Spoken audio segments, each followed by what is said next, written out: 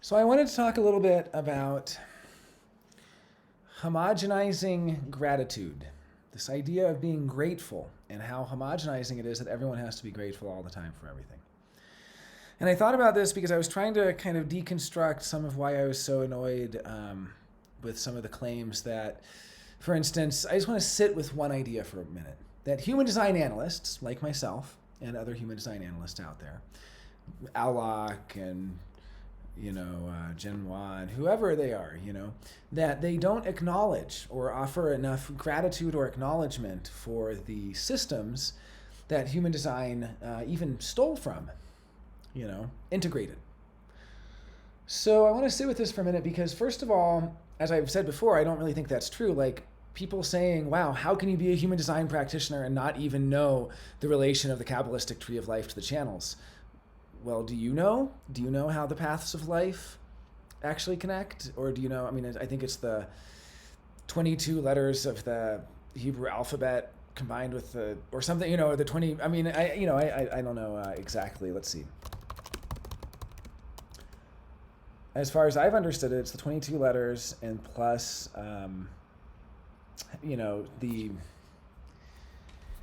Kabbalistic paths of life. Paths of truth, is that what they're called? The paths of truth? The 32 paths to inner peace, 32 mystical paths.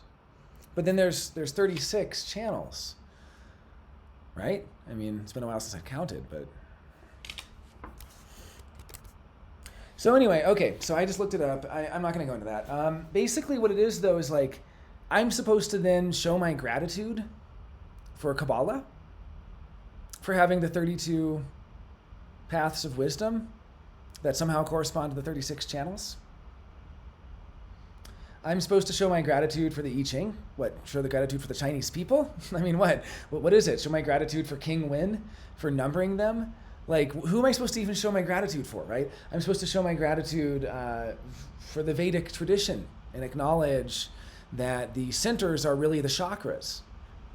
Except they're not. The chakras are 7 centers, and the centers, while they might seem like chakras, are not actually borrowing a concept from the Vedic religion. It's actually different. It's using chakras because that's something that already exists in the Maya. Or astrology. I'm really supposed to show my gratitude to the early astrologers. What, should I show my gratitude to the Mesopotamians or to the Babylonians? To Hellenistic astrologers? Do I show my gratitude to Senior? What am I... So what I really want to talk about is homogenizing gratitude. And what I mean is this idea that everyone's supposed to show gratitude. The whole point of human design is differentiation. So you take someone like Wild Goblin and Wild Pixel, HD Goblin, and she's going on about how the HD practitioners like me aren't acknowledging the systems that are, that human design draws from.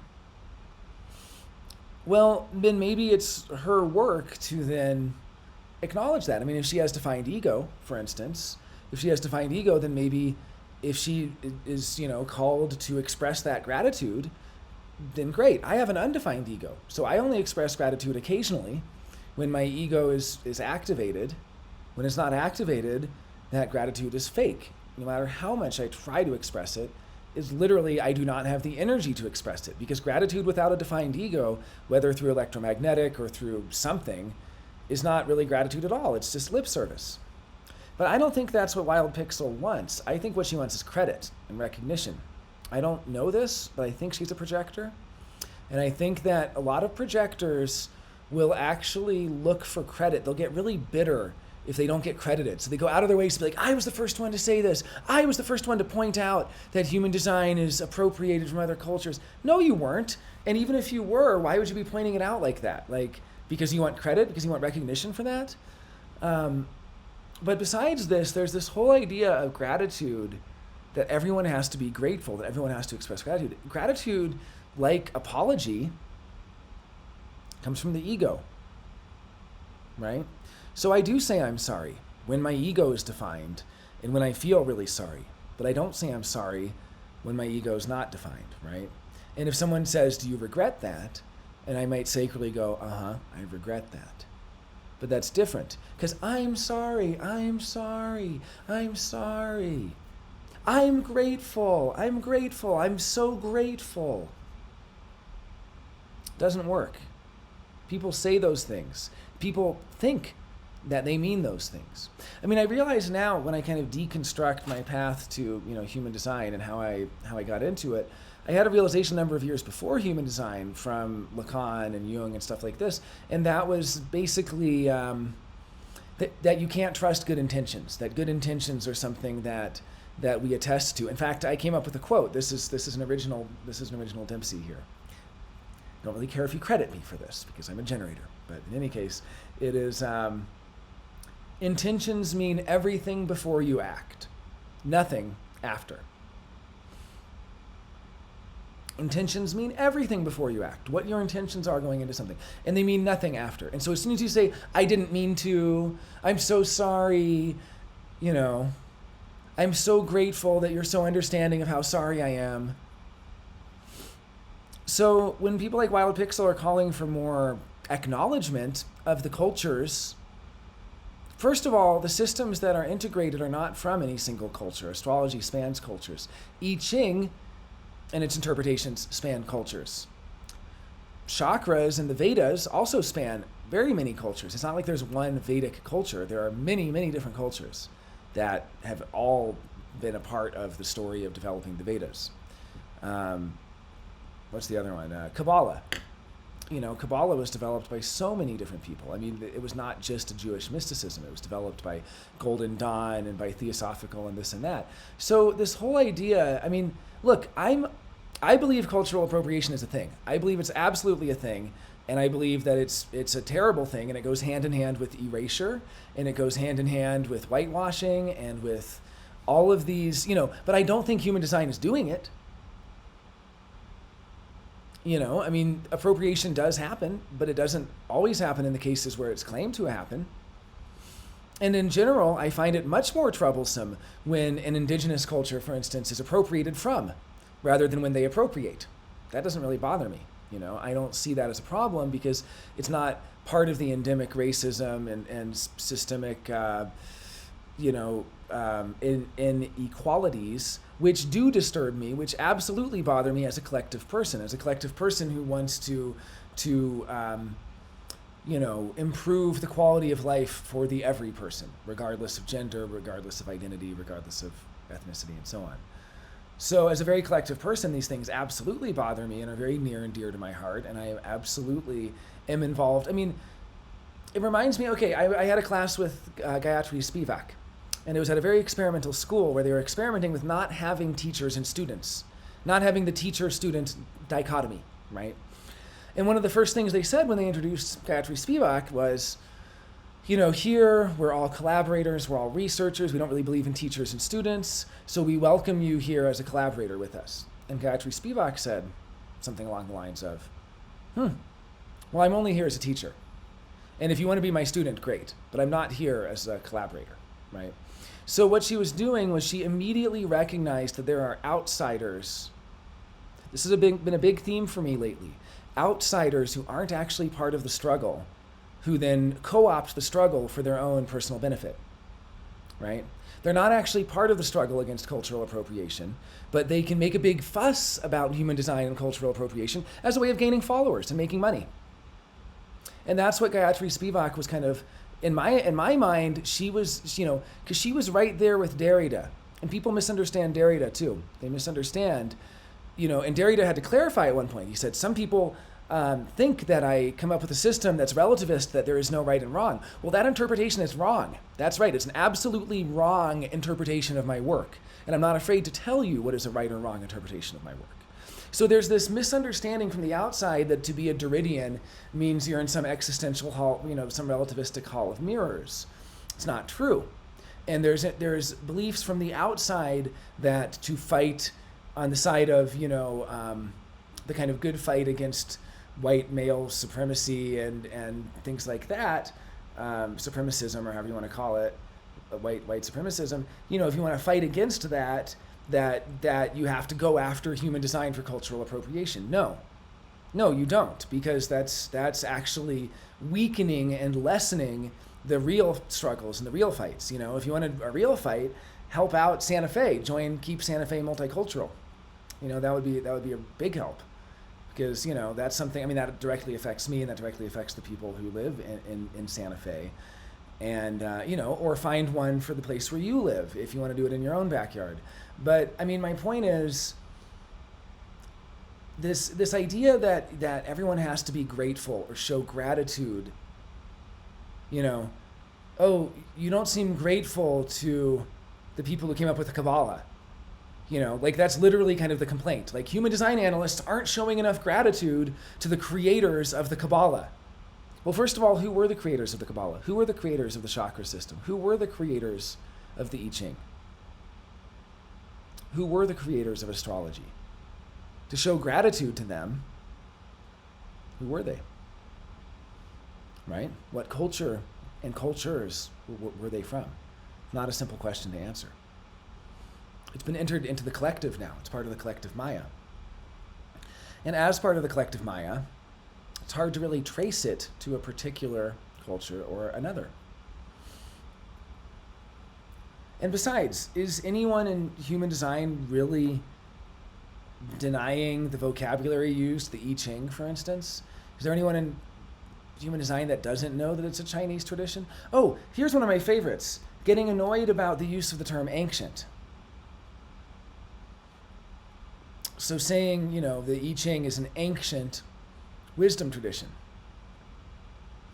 And I think it was the Wild Pixel who was annoyed by this and wanted to call out people for using the word ancient.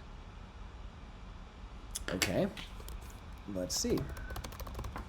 First of all, to ask whether it really is ancient or not is a pointless question, because the only question we really should ask is, what do you mean by the word ancient? So it means belonging to the very distant past and no longer in existence.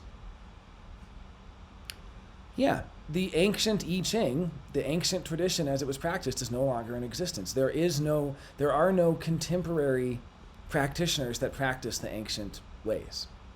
Same with Hellenistic astrology. Chris Brennan and Hellenistic astrologers nowadays are not practicing astrology the way that the ancient astrologers did, because the ancient astrologers belong to the very distant past and are no longer in existence. So saying that you're drawing from ancient wisdom traditions, which isn't even really true, obviously, but to say an ancient wisdom tradition, I mean, it can also mean having been in existence for a very long time. Look at that. That doesn't even have to mean no longer in existence. Although, in all fairness, when I talk about ancient astrology, I am talking about a form of astrology that's no longer practiced. Nobody practices Mesopotamian astrology the way that they practiced it.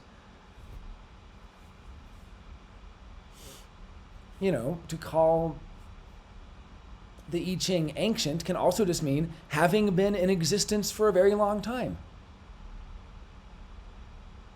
So, being annoyed about ancient, I mean, it's very similar to the discussions about what really is a word or not. Like, what does freedom really mean? Is this real freedom? Or is this true love? Or is this truly this way or not? The answer is, nothing is ever truly a word. We should never ask what a word truly means. In fact, critical thinking begins when we stop asking what a word truly means and we start asking what the other person means by that word. Wild Pixel isn't asking what I mean by the word ancient. Wild Pixel is assuming that anyone who says ancient means no longer in existence. And guess what? There are still people who practice these things, so it's still in existence. No! You know what else it means? Old. And if you ask somebody, hey, when you called the I Ching ancient, did you mean that it's no longer in existence?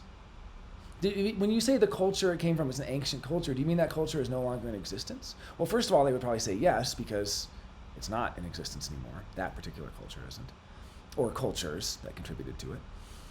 But besides this point, it's all about asking what the other person means. What do you mean by that? What do you mean by this word? It's not about saying, no, it's not true.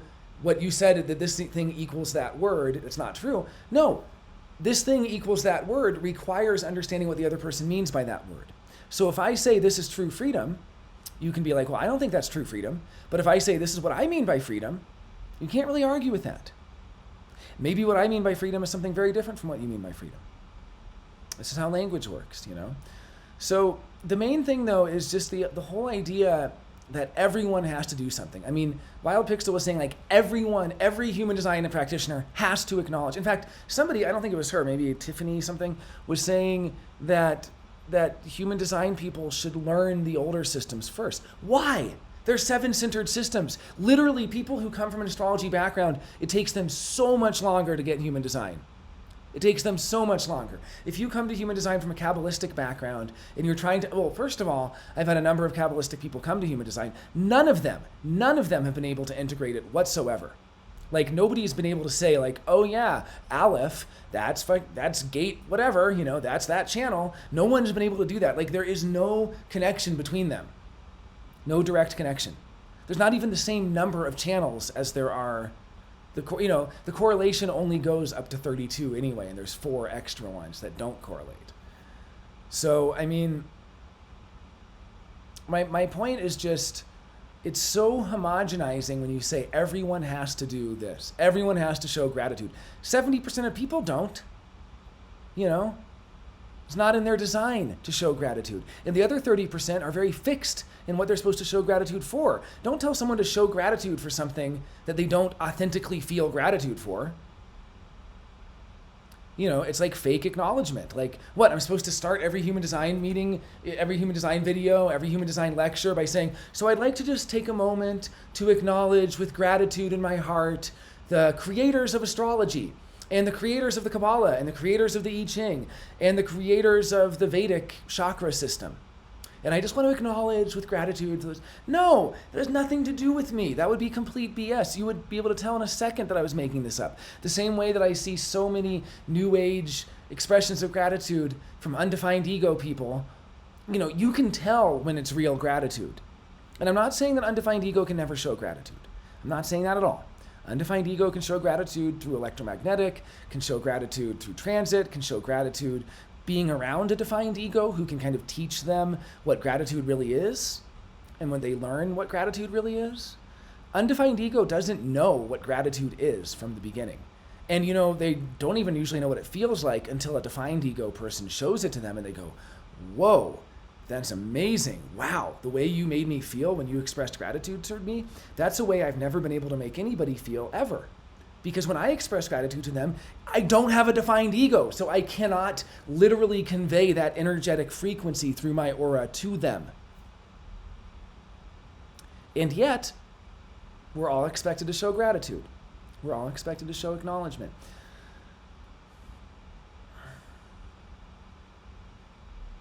It's black hats, it's white hats doing black work. That's what it is. That's what Ra calls it too. It's the best intentions that are nevertheless homogenizing people and leading them astray and making it take longer for them to decondition because it's adding more noise and reducing the signal and just disrupting the actual transmission of information as a way of trying to get attention, trying to get credit, and essentially trying to find success through imposing and forcing on other people. That's what it is.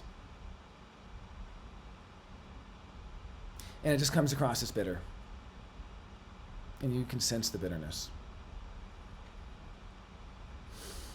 Gratitude is a beautiful thing. I mean, it is wonderful, those times in my life when I have felt gratitude, those times in my life when I have been taught what real gratitude is, when I have been taught what it means to really acknowledge somebody, or taught what it means to really be in awe of that person's light. You know, that's great. But the idea that everybody should express gratitude is just more homogenization. It's just more homogenization. And the other thing I want to talk about is information loss. I'm going to save this for next one maybe. But I've just noticed more and more, you know, you can see the information loss. You can see human design practitioners who do not have the information, who have cut a corner here or there, and they say things like, well, you know, if you're a projector, it's important to sleep alone. But if you're a generator, you can sleep next to anybody. Disregarding the fact that nobody is a projector or a generator asleep unless that's in their dream rave, which is a 5-centered chart, right? Like, yeah, I mean, but even still, it's bizarre to say that some people should sleep next to others. I mean, or like, Chetan Parkin, he's one of the worst, and he has no excuses. He was right there. But I mean, I guess it shows that physical proximity does not always equal, fractal proximity. And he was right there, and yet he spouts so much misinformation. He told me that the word rave, for instance, was only heard, never seen by Ra. He never saw how it was spelled. He only heard it. And actually, Ra misheard rave. And it was ray of, as in ray of light, ray of love. This is Chetan Parkin. What Ra actually said was that he never heard it auditorily. He only saw it. So as far as he knew, it could have been Rave. He had no idea how to pronounce it. It was just the letters R-A-V-E. So Chetan Parkin has got this completely backwards, and he's a second line, so I don't really expect him to notice or to introspect or to realize when he is literally spouting bullshit, but he spouts a lot of bullshit. Just completely wrong stuff, completely incorrect, and, nonsensical and imaginary and made up. Or here's another one I got recently. So I've been in email correspondence with some channeling people who are into true sidereal human design, and Regina and Bill. And they've informed me that based on their channeling, that the Archangel Michael has said that true sidereal human design is the final missing piece, the sidereal calculation, and that actually the original human design was made by Ra and two other men, and that these three men came up with the system together by integrating these ancient systems. The whole encounter with the voice apparently is made up, right? When Ra explains how human design came into existence, actually it was him and two other guys. Now, of course, anyone who studied this and who has corroborated Ra's story knows it would be impossible for that to happen, because everyone knew Ra and Ibiza, and his life was under scrutiny. It's not like he had an invisible life. He was very heavily scrutinized after he claimed that he would be killed on a particular day. And in fact, he was shunned after that day came and he wasn't killed. Although if you read his biographical stories about it, there were some very interesting synchronicities. And the person who was supposed to have killed him did in fact have the knife. And later, someone did actually come to him with a knife in his tent and ask him if they wanted him, if they wanted to if he wanted to be killed. So, but my point is, if you understand the scrutiny that Ra was under and the fact he wasn't living in a vacuum, and if you understand his friends at the time and the kind of scene he was in and the people he was meeting with every week and so on to have dinner and to ramble about and all of this stuff, you'll realize that there's no way that there were two other guys who came up with human design with Ra, conspiring together to integrate these ancient systems and come up with it. It's not like you can take these ancient systems and put them all on a table and figure out how it connects together and make human design. You can't. It's absolutely absurd. You'd have an easier time coming up with human design starting with a blank sheet of paper and just drawing it out than trying to actually make sense of the I Ching and trying to put the hexagrams of the I Ching in the centers and trying to connect it with the Kabbalah and trying to connect it with the astrological. It would be impossible. It would be impossible. And yet they do all fit. They fit in an incredibly interesting way. They fit in ways that we would never think of. They fit in ways that are beautifully symmetrical beyond what any human would come up with. Because they're also asymmetrical in really unusual ways, the same way nature is. It's both beautifully symmetrical and beautifully asymmetrical. And you end up with this weird combination of symmetry and asymmetry that is really like the fingerprint of nature. It's really impossible to fake.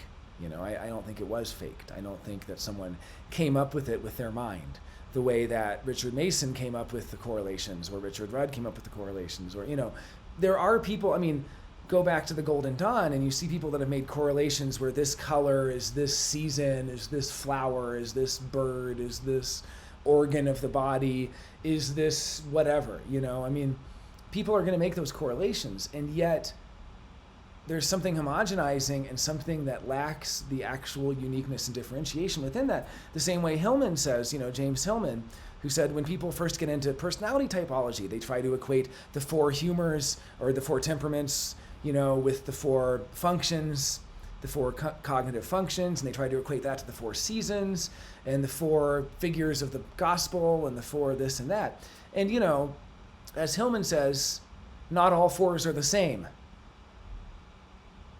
And it's the same idea, when you look at something like, Finnegan's Wake, or Ulysses, which are these heavily, I guess more Ulysses than Finnegan's Wake, but these heavily coded books that are so full. That is the work of human, and that is the work of obsession, and that is an obsessional mind that is able to come up with these correlations. That's not what human design is. Human design is not a system of correlations. It is not a system of this season equals this organ equals this color equals this bird. Richard Rudd has tried to turn it into a system of correlations by trying to correlate a tarot card to this and that. But that's not what it is at all. And it wasn't created as a correlationary system. Correlationary systems can be reduced because every correlation is a redundancy. And human design does not have those redundancies. But in any case, when someone says,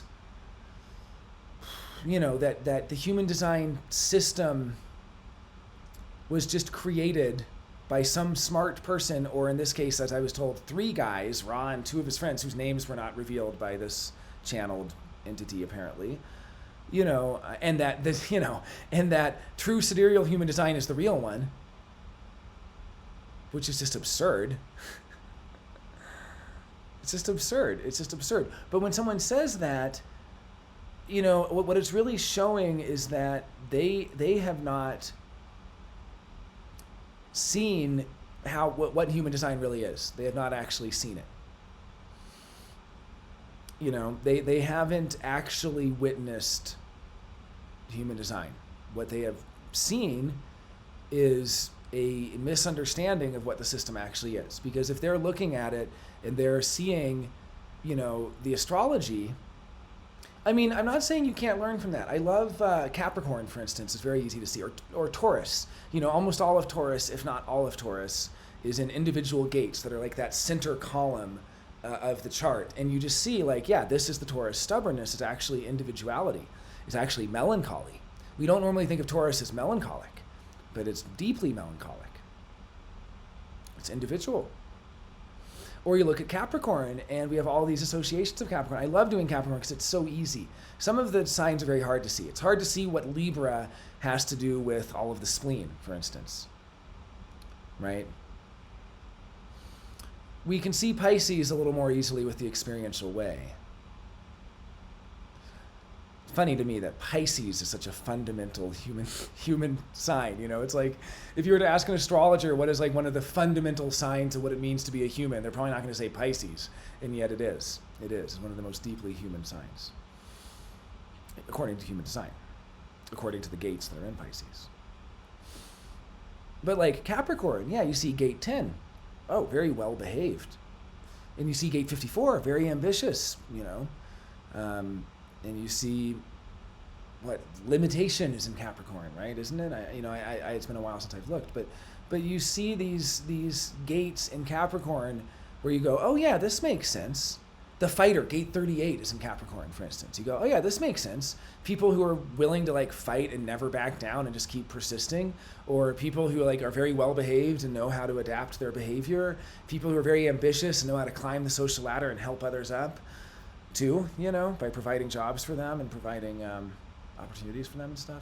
So you see the correlation, but you seeing the correlation is your mind after the fact finding the correlation. It's not how it was created.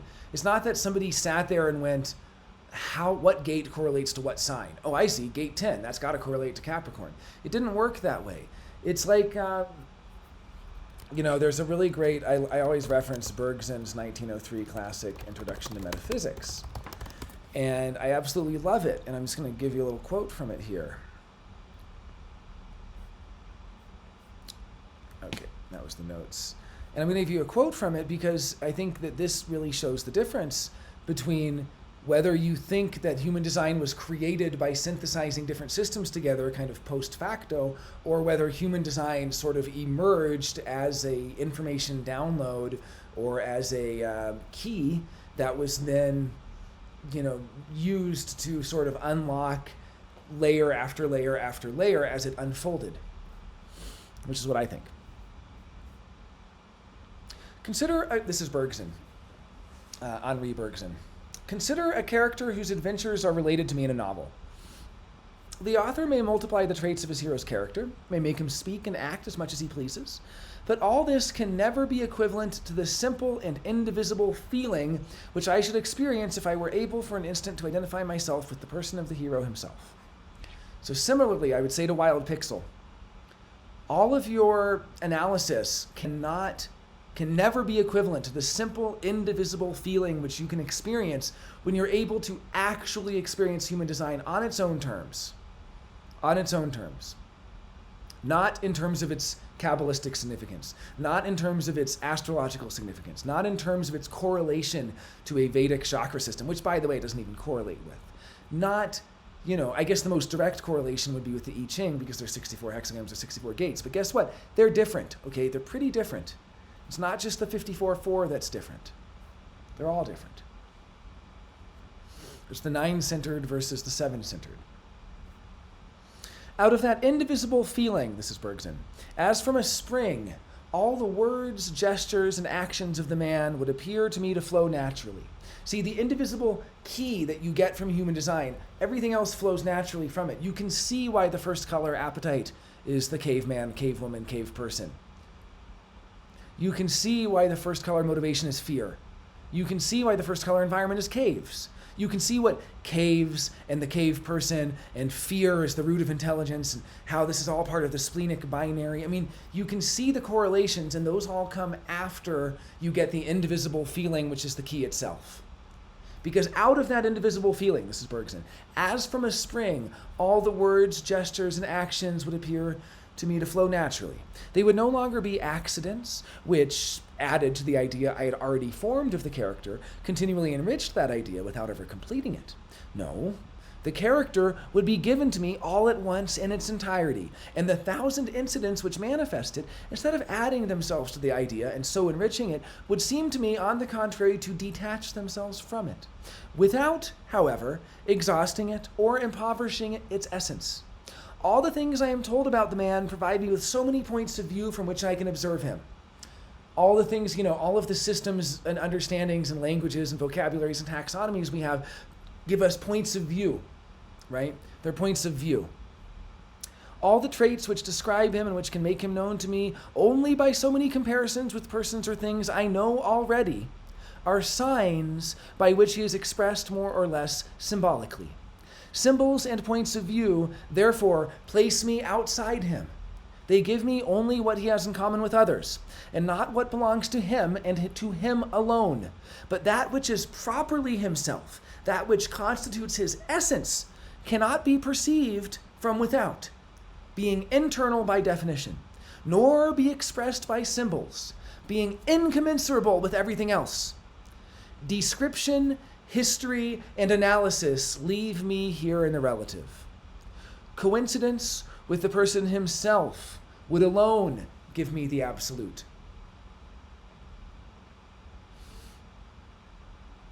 It is in this sense and in this sense only that absolute is synonymous with perfection. Were all the photographs of a town taken from all possible points of view to go on indefinitely completing one another, they would never be equivalent to the solid town in which we walk about. All of these analyses and saying, oh, it's drawing from the Vedas, and oh, we have to show acknowledgement to the I Ching, and let's acknowledge the chakras, and all of those points of view will never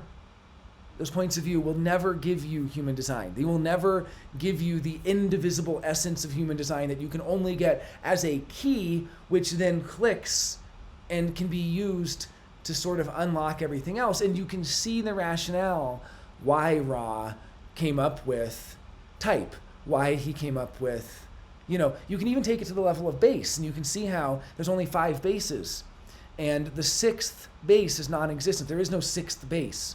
And therefore, when you get the 6th tone, what's funny is, by the way, the 5th base is already non-existent. You actually only really have 4, and the 5th is the synthesis of those. And then what's funny is, out of these 5, where the 5th is the synthesis of the totality, there's actually a 6th which emerges as like after the end, or after the totality, the kind of denouement. And so that's where you get the 6th tone, and that's where you get the 6th color, up to the 6th line, through continuity. And this is why the 6th line is kind of outside of the lines. It's not even really a line. It's like the anti-line. And the sixth color, motivation, is outside of motivation, and so on and so on.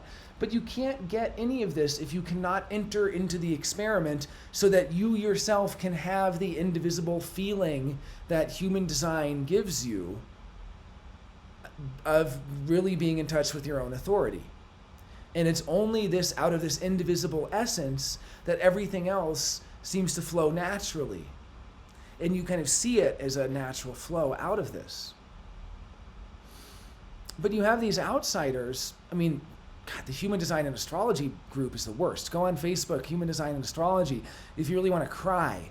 Because what you're going to see is all these people from astrology worlds who don't even know human design, who for some godforsaken reason are actually answering real human design questions. And people are saying, hey, I want to learn more about global cycles. And you have 105 comments, not a single one mentions locks and keys, which is literally the fundamental concept of the global cycles.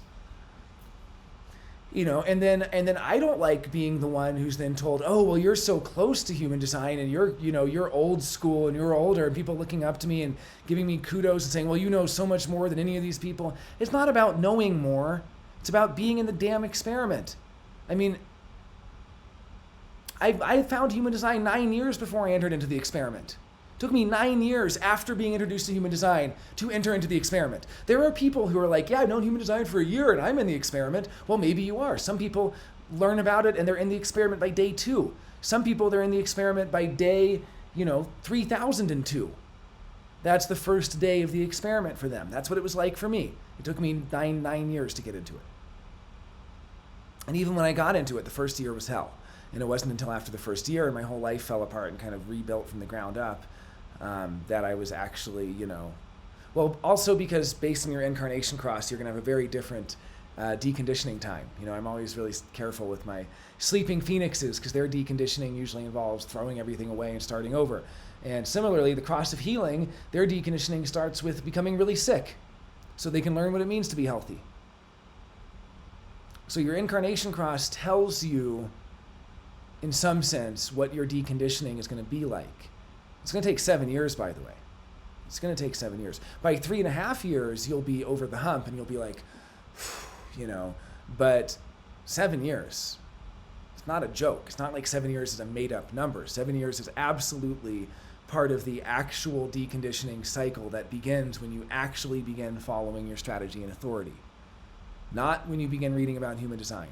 Not when you begin thinking about human design. Not when you begin studying human design. Not when you begin learning about human design. When you enter into the experiment. When, as a projector, you stop inviting people. You realize that you haven't invited anyone for anything. You don't invite your friends to get coffee. You don't see what your friend is up to. When nobody has invited you as a projector and you're in the experiment, you're not going out there soliciting people for energy. You're just waiting to be invited. And you're making yourself as invitable as possible. When you're a generator, when you're radically in the experiment, you're not walking up to order coffee and go, hey, I'd like a cup of coffee. You're walking up and you're standing there and you're letting your aura do the talking. And it might be 2 minutes before they notice you. And that's just the way it is. That's the experiment. And there's so many people who learn about human design and never actually enter into the experiment. I mean, I was one of them. I did eventually enter into the experiment, but I didn't for a long time. It took the right person to get through to me. It took a 2-4 reflector. The first person who introduced me to human design was a 1-3 reflector. And it took 9 years later for a 2-4 reflector to actually get through to me, which is funny. Okay, thanks for watching. Oh, gratitude. I'm so grateful for all my fans watching. I mean, I wish I could be grateful. I mean, the thing is, I am grateful at times. I am grateful on occasion when it happens naturally through electromagnetic, and that's the thing is what human design shows us is that not everybody's here to be grateful. At least not all the time. Not everybody's here to have access to everything all the time or ever. Starting everything with expressing gratitude doesn't really make sense if you're an undefined ego. It just doesn't. Starting everything with crediting and acknowledgement and all this stuff, it's great if you are a defined ego. It's amazing. I love it. Oh my God. Defined ego people know how to say just the right thing. Maybe it's the gate 26. I should be careful which defined ego gates I'm talking about here. Gate 21, is going to be very different. But yeah, even saying thanks for watching is kind of a throwaway line. Thanks for listening. Thanks for watching. Thanks. Sorry. This is the world we live in, the world of thanks and sorry. And most people, myself included, these words don't have a lot of weight or a lot of meaning. We have to learn what it really means to thank someone. Learn what it really means to be sorry. I love that Lacan quote when asked why he doesn't treat the wealthy. Because the wealthy only know how to buy, not how to pay. That's some ego wisdom. That's something every undefined ego has to learn. How to really pay. Because we don't know that. That's what we're here to learn. How to really express gratitude. What is really worthy of our gratitude? We don't know that. Not by default. Undefined ego people go through their life going, sorry, thanks. What does it really mean to express gratitude? That's something we're here to learn, to become wise about.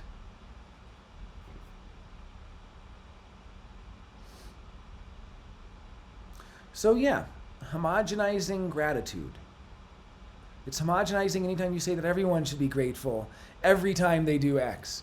You should be grateful every time you, should we, because human design uses the words and the vocabularies of these systems, we should be grateful to those systems? Well, as the French philosopher Jacques Rancière said, when Greece wanted to be part of the EU and they were being rejected from the European Union, and he said, well, you say that Greece should not be part of the EU because, and you give the reasons. But what I'm saying is that every time you say because, you owe it to Aristotle and to the syllogism. Plato is Greek and Greeks are human, or Socrates is Greek and Greeks are human, therefore Socrates is human, stuff like that. Every time you use therefore, or every time you use because, you should pay a royalty fee to the Greeks because they originated therefore and because. They were the first humans, the first culture to originate the logical syllogism. Nobody before them codified this equals that and that equals that, therefore this equal, you know what I mean? And now, of course, I don't believe that as a collective person. I'm all about, what are we doing for the collective good? But it's funny to think, if you're going to say that human design should acknowledge the Kabbalah because 32 of the 36 channels have some relation, supposedly, to the Kabbalistic, alphabet and paths. I don't know, Maybe you should be acknowledging the Greeks because you're using because. Look, I believe cultural appropriation is a real thing and it should be combated and we should combat cultural appropriation. I don't think human design is doing cultural appropriation. I don't think HD analysts are performing cultural appropriation, So I think calling out the cultural appropriation in human design is a way of getting attention, and it's a way of trying to get credit and trying to draw attention to oneself and basically, be successful and trying to be successful through that, to be successful through coming up with original things that you're credited for. It doesn't really have anything to do. I don't pick up on an actual authentic, it doesn't seem authentic to me, but that's just me. And yeah, with undefined ego, I think part of it is here to notice when the gratitude is authentic or not, to notice when somebody is being authentic or not, to notice, whether their heart is really in it or whether they're just paying lip service. That's a good role of the undefined ego, to kind of notice, all those others, when they're saying how sorry they are they really sorry? And have they really paid, or have they actually just bought everything in their life, so to speak? Maybe they don't really know how to pay. I think a lot of undefined egos don't and have to learn what it really means to pay, not just to buy. You can't buy your personal empowerment, but you can pay for it. You can definitely pay for it.